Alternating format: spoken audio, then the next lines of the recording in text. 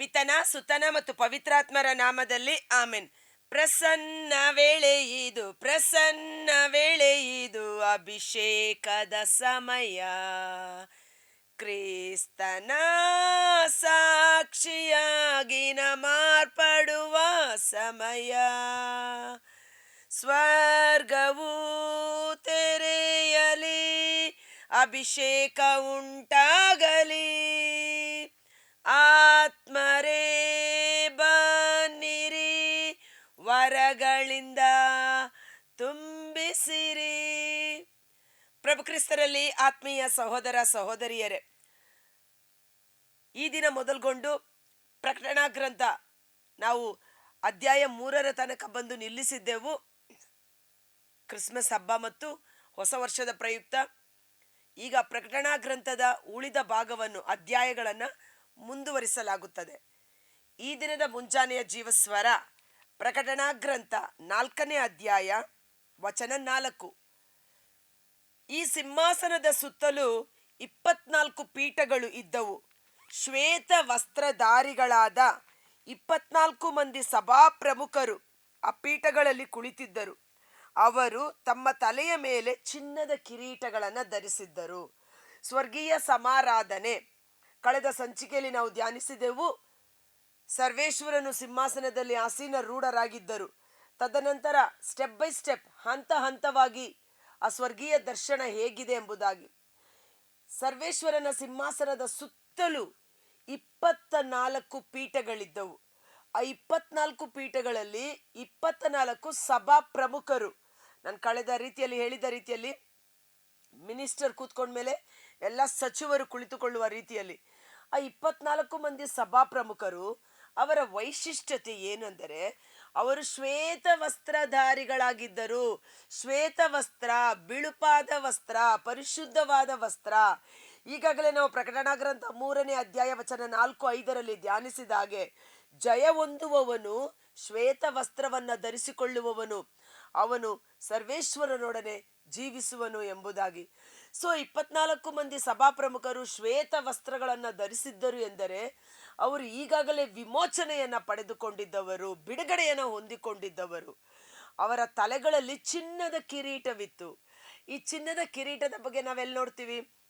ಯಾಕೋಬನ ಗ್ರಂಥ 1ನೇ ಅಧ್ಯಾಯ ವಚನ 12ರಲ್ಲಿ, ಜಯ ಹೊಂದುವವನಿಗೆ ದೇವರು ನಿತ್ಯ ಜೀವದ ಕಿರೀಟವನ್ನ ಕಾದಿರಿಸಿದ್ದಾರೆ.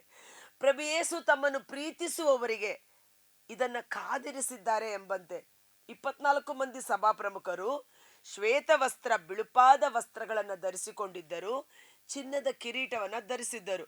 ಓಕೆ, ಈ 24 ಮಂದಿ ಸಭಾ ಪ್ರಮುಖರು ಯಾರು?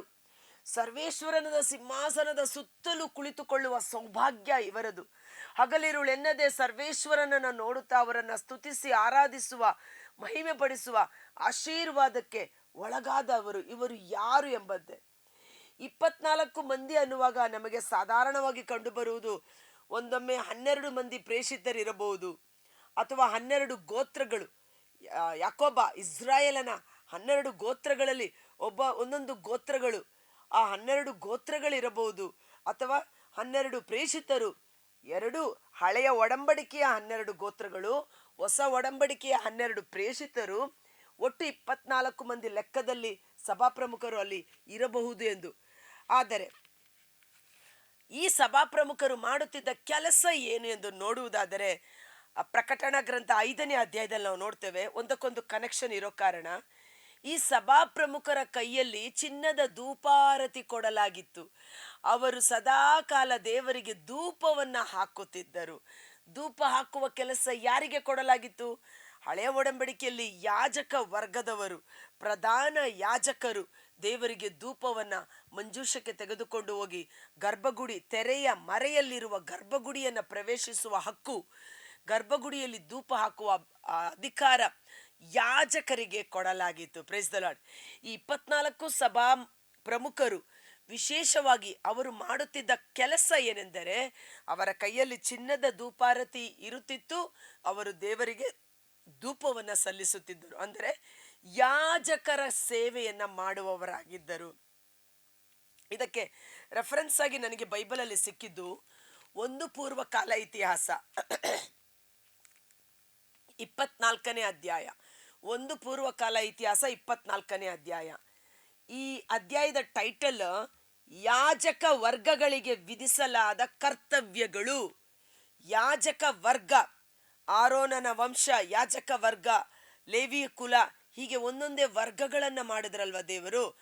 ಆರೋನನ ಯಾಜಕ ವರ್ಗದವರಿಗೆ ನೇಮಿಸಲಾದ ಕರ್ತವ್ಯಗಳು ಏನೆಂದು ಹೇಳುವಾಗ 7ನೇ ವಚನ, ಯಾಜಕರು ವರ್ಷದ 12 ತಿಂಗಳು ದೇವರಿಗೆ ಆರಾಧನೆ ಮಾಡಬೇಕಾಗಿತ್ತು, ಧೂಪಾರತಿ ಸಲ್ಲಿಸಬೇಕಾಗಿತ್ತು.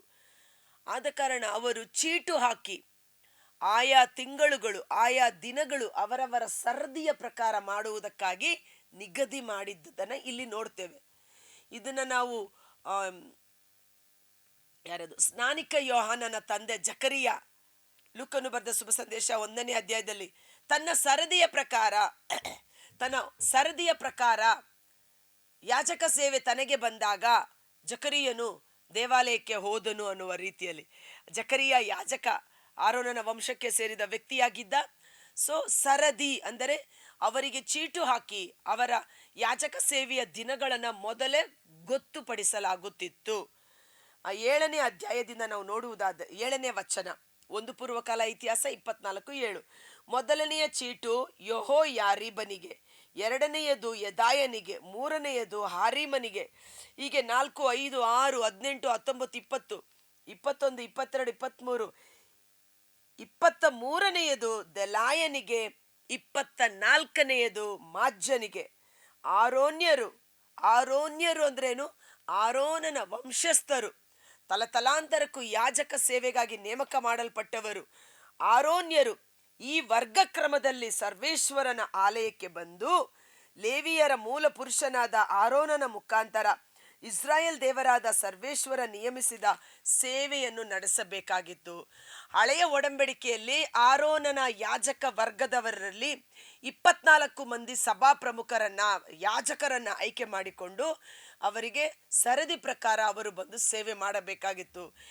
ಹಳೆಯ ಒಡಂಬಡಿಕೆ ಛಾಯೆ, ಹೊಸ ಒಡಂಬಡಿಕೆ ಅಥವಾ ಪ್ರಕಟಣಾ ಗ್ರಂಥ ಅದರ ನೈಜತೆ, ನಿಜ.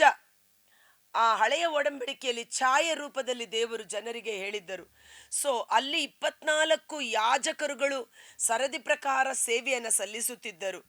ಅದೇ 24 ಮಂದಿ ಇಲ್ಲಿ ನಾವು ಪ್ರಕಟಣಾ ಗ್ರಂಥದಲ್ಲಿ ನಾವು ನೋಡ್ತೇವೆ. ಸೊ ನನಗನ್ಸುತ್ತೆ ಅವರು ಯಾಜಕ ಸೇವೆಗಾಗಿ ಆಯ್ಕೆ ಮಾಡಲ್ಪಟ್ಟವರು. ಇನ್ನೂ ಯೇಸುವಿನ ರಕ್ತದ ಮೂಲಕ ಕ್ರಯಕ್ಕೆ ನಾವು ಪ್ರಧಾನ ರಾಜ ಯಾಜಕ ವರ್ಗದವರಾಗಿದ್ದೇವೆ. ಆಮೇನ್. ನನ್ನ ಯೇಸು ನನ್ನ ರಕ್ಷಕ. I am the royal priesthood. ನಾನು ರಾಜ ಯಾಜಕ ವರ್ಗದವರಾಗಿದ್ದೇನೆ. ಆಮೇನ್ ಎಂದು ಟೈಪ್ ಮಾಡೋಣ. 1 ಪೇತ್ರ 2:9 ಸಂತ ಪೇತ್ರ ಹೇಳ್ತಾರೆ, ನೀವು ದೇವರಿಂದ ಯೇಸು ಕ್ರಿಸ್ತರ ರಕ್ತದ ಮೂಲಕ ಕ್ರಯಕ್ಕೆ ಕೊಳ್ಳಲ್ಪಟ್ಟವರು, ದೇವರಿಂದ ಆಯ್ಕೆ ಮಾಡಲ್ಪಟ್ಟವರು, ದೇವರ ಸ್ವಂತ ಜನ, ದೇವರಿಗೆ ಮೀಸಲಾದ ಜನ. ನೀವು ರಾಜ ಯಾಜಕ ವರ್ಗದವರು. ದೇವರು ಮಾಡಿದ ಮಹತ್ ಕಾರ್ಯಗಳನ್ನೇ ಲೋಕದಲ್ಲಿ ಸಾಕ್ಷೀಕರಿಸುವುದಕ್ಕಾಗಿ ಆಯ್ಕೆ ಮಾಡಲ್ಪಟ್ಟವರು ಅಂದ. ಮಾತ್ರವಲ್ಲ, ಪ್ರಕಟಣಾ ಗ್ರಂಥ 1ನೇ ಅಧ್ಯಾಯ ವಚನ 6ರಲ್ಲಿ ತಮ್ಮ ಪಿತನಾದ ದೇವರ ಸೇವೆಗೆ ನಮ್ಮನ್ನು ದೈವೀ ರಾಜ್ಯದ ಯಾಜಕರನ್ನಾಗಿ ಮಾಡಿದವರು ಆದ ಯೇಸು ಕ್ರಿಸ್ತರಿಗೆ ಮಹಿಮೆ ಮತ್ತು ಆಧಿಪತ್ಯ ಯುಗ ಯುಗಾಂತರಕ್ಕೂ ಸಲ್ಲಲಿ. ಆಮೇನ್, ಆಮೇನ್, ಆಮೇನ್. ದೈವೀ ರಾಜ್ಯದ ರಾಜ ಯಾಜಕ ವರ್ಗದವರಾಗಿ ನಮ್ಮನ್ನು ಮಾರ್ಪಡಿಸಿದ ಪ್ರಭು ಯೇಸು ಕ್ರಿಸ್ತರಿಗೆ ಕೃತಜ್ಞತಾ ಸ್ತುತಿ ಸ್ತೋತ್ರಗಳು ಸಲ್ಲಲಿ. ಸೊ 24 ಮಂದಿ ಸಭಾ ಪ್ರಮುಖರು ದೇವರಿಗೆ ಆರಾಧನೆಯನ್ನು ಸಲ್ಲಿಸುವುದಕ್ಕಾಗಿ ಆಯ್ಕೆ ಮಾಡಲ್ಪಟ್ಟವರು. ಈ ಚಾಪ್ಟರ್ನ 2 ಭಾಗ ಮಾಡೋಣ.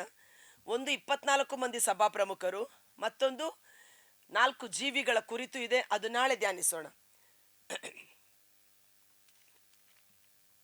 ಅವರು ತಮ್ಮ ತಲೆಗಳ ಮೇಲೆ ಚಿನ್ನದ ಕಿರೀಟಗಳನ್ನು ಧರಿಸಿದ್ದರು.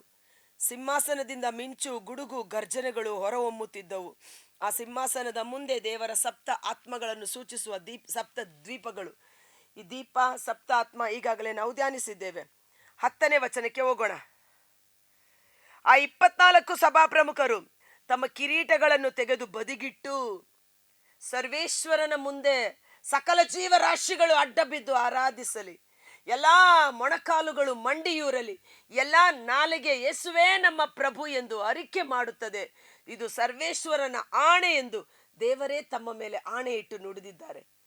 ಸ್ವರ್ಗಲೋಕದಲ್ಲಿರುವ ಸಕಲ ಜೀವರಾಶಿಗಳು ದೇವರನ್ನ ಆರಾಧನೆ ಮಾಡುವ ದೃಶ್ಯ ಇದು. ತಮ್ಮ ಚಿನ್ನದ ಕಿರೀಟಗಳನ್ನು ತೆಗೆದು ಬದಿಗಿಟ್ಟು, ತಮ್ಮ ಸಿಂಹಾಸನ ತಮ್ಮ ಪೀಠಗಳನ್ನು ಬಿಟ್ಟು, ಸರ್ವಕಾಲಕ್ಕೂ ಜೀವಿಸುವ ಹಾಗೂ ಸಿಂಹಾಸನದಲ್ಲಿ ಆಸೀನರಾಗಿದ್ದ ವ್ಯಕ್ತಿಯ ಪಾದಗಳಿಗೆ ಅಡ್ಡ ಬಿದ್ದು ಯುಗ ಯುಗಾಂತರಗಳಲ್ಲಿಯೂ ಜೀವಿಸುವವರನ್ನು ಆರಾಧಿಸುತ್ತಾ, ನೀನೆಮ್ಮ ಪ್ರಭು ಹೇ ದೇವ, ಘನಮಾನ ಶಕ್ತಿ ಸನ್ಮಾನಗಳಿಗರ್ಹ, ಸಮಸ್ತವನ್ನು ನೀ ಸೃಷ್ಟಿಸಿದಾತ, ಇರುವುದೆಲ್ಲವೂ ಜೀವಿಪುದೆಲ್ಲವೂ ನಿನ್ನ ಚಿತ್ತದಿಂದ ಎಂದು ಹಾಡುತ್ತಿದ್ದರು. ನಾನು ಹೇಳಿಲ್ವಾ, 24 ಮಂದಿ ಸಭಾ ಪ್ರಮುಖರು ರಾಜ ಯಾಜಕ ವರ್ಗದವರಾಗಿ ದೇವರ ಸನ್ನಿಧಾನದಲ್ಲಿ ಧೂಪಾರತಿಯನ್ನು ಸಲ್ಲಿಸಲು ಆಯ್ಕೆ ಮಾಡಲ್ಪಟ್ಟ ವ್ಯಕ್ತಿಗಳಾಗಿದ್ದರು.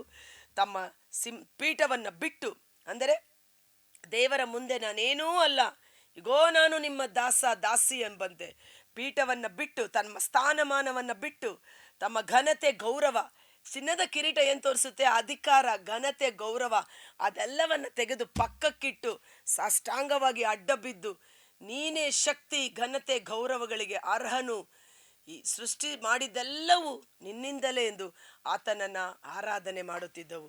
ಒಂದು ಕ್ಷಣ ಕಾಲ ನಾವು ನಮ್ಮ ಕಣ್ಗಳನ್ನು ಮುಚ್ಚೋಣ.